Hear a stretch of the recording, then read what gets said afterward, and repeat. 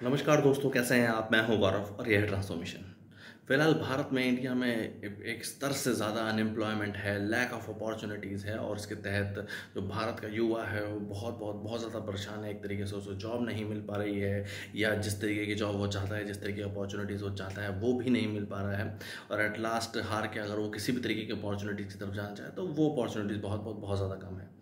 हमेशा इन सब चीज़ों के लिए सरकारों से या प्राइवेट कॉरपोरेट से यही बोला गया कि लैक ऑफ अपॉर्चुनिटीज़ या अनएम्प्लॉयमेंट इसलिए है।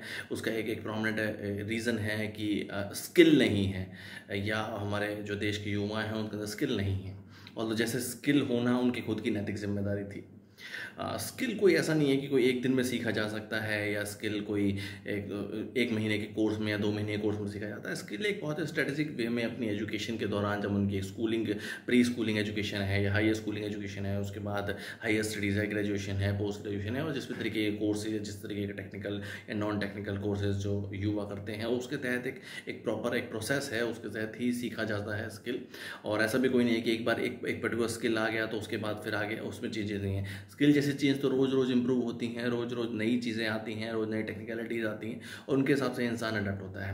बट रिसेंटली एक एनजीओ ने, एक तरीके से एक सोशल वेलफेयर ऑर्गेनाइजेशन ने रिसर्च करी और काफ़ी ज़्यादा इसके ऊपर एनालाइज किया कि अनएम्प्लॉयमेंट के ऊपर रीजंस क्या हैं, किस किस तरीके के अनएम्प्लॉयमेंट इशूज़ फेस कर रहे हैं भारत के युवा। और उसके ऊपर एक बहुत ही प्रोमिनेंट एक तरीके से रीज़न निकल के आया, दैट्स द राइट कैंडिडेट। इसमें ऐसा बोला गया कि बहुत बार ऐसा भी देखा गया है कि अनएम्प्लॉयमेंट का रीज़न या लैक ऑफ अपॉर्चुनिटी का रीज़न ये है कि एक राइट कैंडिडेट का उस जगह पे ना होना। इसका एक बेसिक एग्जांपल है कि अगर कोई एक प्राइवेट जॉब में एक कोई सही इंसान नहीं है, या एक तरीके से उस इंसान में वो काबिलियत नहीं है, तो अपने आगे आने वाले और युवाओं को या अपने आगे वाले और जूनियर्स को वो कुछ भी अच्छा नहीं या बेहतर नहीं सिखा सकता या बता सकता या ऑर्गेनाइजेशन को लीड कर सकता। कोई एक अगर एक करप्ट इंसान है गवर्नमेंट सिस्टम में, भले वो गवर्नमेंट जॉब है या गवर्नमेंट एक तरीके से इंफ्रास्ट्रक्चर है या गवर्नमेंट सिस्टम है उसके तहत, तो वो खुद तो करप्ट है ही है और उस सिस्टम को भी एक तरीके से हैम्पर करता है।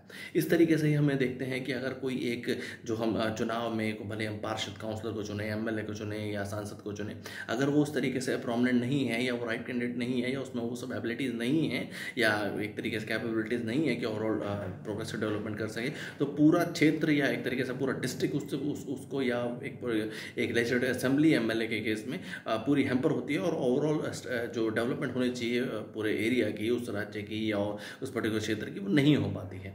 तो इन सब एरियाज़ पे बहुत सोचे जाना और इन सब एरियाज़ पे काम किया जाना बहुत ज़्यादा ज़रूरी है, और राइट कैंडिडेट का होना सिस्टम में बहुत ज़्यादा ज़रूरी है।